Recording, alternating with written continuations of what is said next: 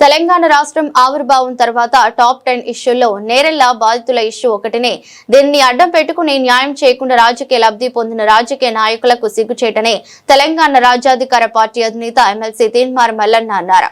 ఈ రోజు తంగలపల్లి మండలం నేరెళ్లలో గత 9 సంవత్సరాల క్రితం పోలీసుల ద్వారా 3rd డిగ్రీ ప్రయోగించబడి ఇంకా కూడా కోల్పోలేని నేరెళ్ల బాధితులను పరామర్శించిన అనంతరం తీన్మార్ మల్లన్న మీడియాతో మాట్లాడారు. నేరెళ్ల బాధితులను హింసించినటువంటి వాళ్లు పదవుల్లో ఉన్నారని, వీరిని వాడుకున్నటువంటి వాళ్ళు ప్రమోషన్లలో ఉన్నారని, వీళ్లు మాత్రం నేరెళ్లలో న్యాయం కోసం బిక్కుబిక్కుమనుకుంటూ జీవనం సాగిస్తున్నారని తీన్మార్ మల్లన్న అన్నారు.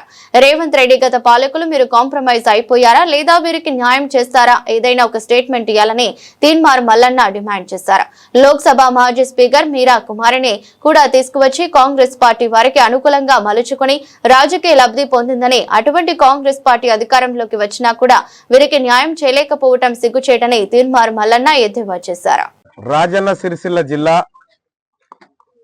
నేరెళ్ల గ్రామంలో 9 సంవత్సరాల క్రితం ప్రభుత్వం చేత చిత్రహింసలకు గురిగాబడ్డటువంటి నేరెళ్ల బాధిత కుటుంబాలను పరామర్శించడం జరిగింది. వాళ్ళ యోగక్షేమాలు తెలుసుకోవడం కోసం తెలంగాణ రాజ్యాధికార పార్టీ వాళ్ళ ఇళ్ళకి రావడం జరిగింది. ఇక్కడ ఉన్నటువంటి బాధితులు ఎవరైతే ఉన్నారో 9 సంవత్సరాలుగా న్యాయం కోసం వివిధ వ్యవస్థల చుట్టూ తిరుగుతూ, రాజకీయ నాయకుల చుట్టూ తిరుగుతూ అలిసిపోయి ఏదో ఒక రోజు న్యాయం జరగకపోతుందా అనేటువంటి ఒక చిన్న ఆశతోని ఎదురు చూస్తున్నటువంటి సందర్భంలో నేను గతంలో ఈ కుటుంబాల వైపు లేకపోతే ఈ బాధితుల వైపు నిలబడి మా గలాన్ని విప్పడం జరిగింది. ఒక తెలంగాణ రాజ్యాధికార పార్టీ రాజకీయ పార్టీగా ఆవిర్భవించిన తర్వాత తెలంగాణ రాష్ట్రంలో టాప్ 10 మేజర్ ఇష్యూల్లో ఒక ఇష్యూగా భావిస్తున్నటువంటి నేరెళ్ల బాధితులకు సంబంధించినటువంటి ఇష్యూ ఏదైతే ఉందో ఈ ఇష్యూ పైన ఒక రాజకీయ పార్టీగా వీళ్ళని కలవడం జరిగింది.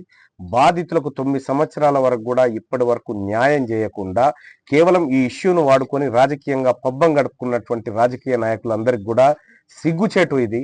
ఎందుకంటే ఇక్కడ వీళ్ళని హింసించినటువంటి వాళ్ళు పదవులలో ఉన్నారు, వీళ్ళని వాడుకున్నటువంటి వాళ్ళు ప్రమోషన్లో ఉన్నారు, వీళ్ళు మాత్రం ఇంకా నేరెళ్లలో న్యాయం కోసం బిక్కుబిక్కు చూస్తూ ఉన్నారు.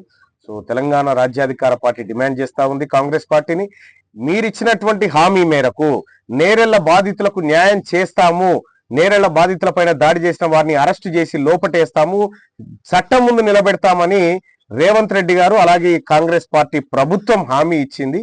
2 సంవత్సరాలు గడిచిపోయింది, ఇప్పటి వరకు హామీలో ఒక్క అడుగు కూడా ముందుకు పడలేదు.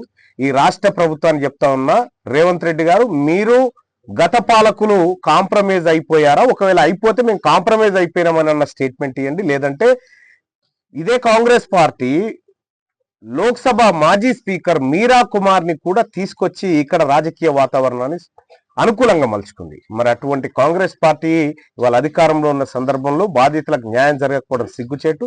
ఈ అంశాన్ని ఖచ్చితంగా రాష్ట్ర ప్రభుత్వం లేదంటే నాకు అవకాశం ఉన్నటువంటి అన్ని వేదికల మీద మాట్లాడడం కోసం ఇవాళ బాధితులతో సమావేశం కావడం జరిగింది. ఇప్పటికైనా వాళ్ళకి న్యాయం జరగాలని కోరుకుంటున్నాం, లేదంటే భవిష్యత్తులో ఖచ్చితంగా వీళ్ళకి న్యాయం చేసే దిశగా మా వంతు పోరాటం చేస్తాం.